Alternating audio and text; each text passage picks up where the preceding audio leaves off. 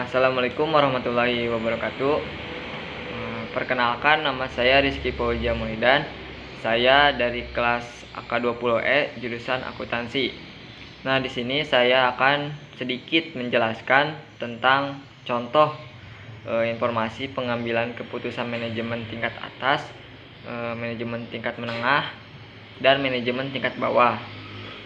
Nah, sebelum ke contoh, saya akan menjelaskan apa itu pengambilan keputusan. Pengambilan keputusan merupakan salah satu proses manajemen yang penting bagi suatu organisasi, yang dilatar belakangi oleh adanya keputusan yang dibuat oleh manajer tingkat atas tentunya, yang kemudian secara hierarki dibuat oleh pegawai yang tingkatnya lebih rendah gitu dalam suatu organisasi. Nah, pengambilan keputusan ini memiliki 3 tipe kegiatan manajemen, yaitu manajemen tingkat atas, manajemen tingkat menengah, dan manajemen tingkat bawah. Nah, manajemen yang pertama, manajemen tingkat atas. Manajemen tingkat atas ini merupakan otoritas tertinggi pada sebuah organisasi yang bertanggung jawab secara langsung kepada pemilik perusahaan atau pemegang saham gitu, pemerintahan maupun ke masyarakat umum. Nah, tingkat atas ini menggunakan tipe keputusan manajemen yang putusannya tidak terstruktur karena sebagai bahan pertimbangan untuk perencanaan strategis yang meliputi penentuan tujuan dan sasaran serta rencana jangka panjang organisasi. Informasi yang dibutuhkan manajemen tingkat atas ini ialah informasi yang luas mengarah ke arah cenderungan perusahaan dan lingkungan eksternal. Manajemen tingkat atas ini umumnya terdiri dari direksi, CEO, general manager, atau kita sering dengar disebut juga dengan presdir atau presiden direksi. Contohnya dalam pengalaman manajer untuk masuk ke perusahaan lain.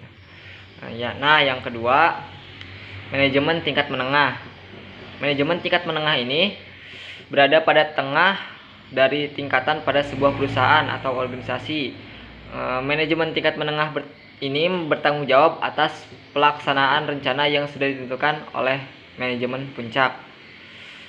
Pengalaman keputusan yang digunakan oleh manajemen pada tingkat ini adalah keputusan setengah struktur atau disebut juga dengan semi-structured decision. Pada tingkat menengah ini umumnya terdiri atas kepala departemen atau HOD, manajer cabang serta junior eksekutif, kepala departemen semisal manajer keuangan dan purchasing manager dan lain-lain. Manajer cabang contohnya kepala cabang perusahaan atau unit lokal. Terus ada junior eksklusif, contohnya adalah asisten manajer pembelian, asisten manajer keuangan dan yang lainnya gitu.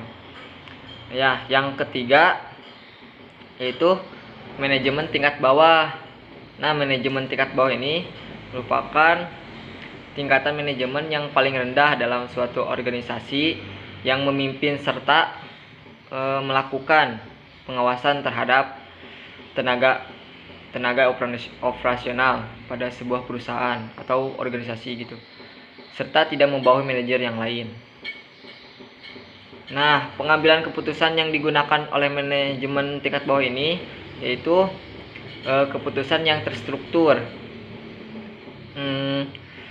Dan manajemen tingkat bawah ini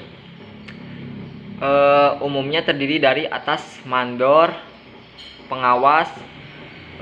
Nah, mandor dan pengawas ini dipilihnya oleh manajer tingkat menengah, dan biasanya mereka itu disebut dengan tingkat supervisor atau pengawas, sama-sama aja gitu. Manajemen tingkat bawah ini menginformasikan keputusan yang diambil oleh manajemen kepada para karyawan atau pekerja. Selain itu, manajemen tingkat bawah ini memberi informasi mengenai kinerja, hambatan atau kesulitan gitu, ataupun hal lainnya dari karyawan ataupun pekerja.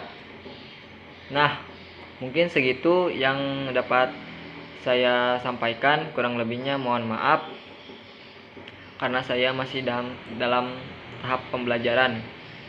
Wabillahi taufiq wal hidayah. Wassalamualaikum warahmatullahi wabarakatuh.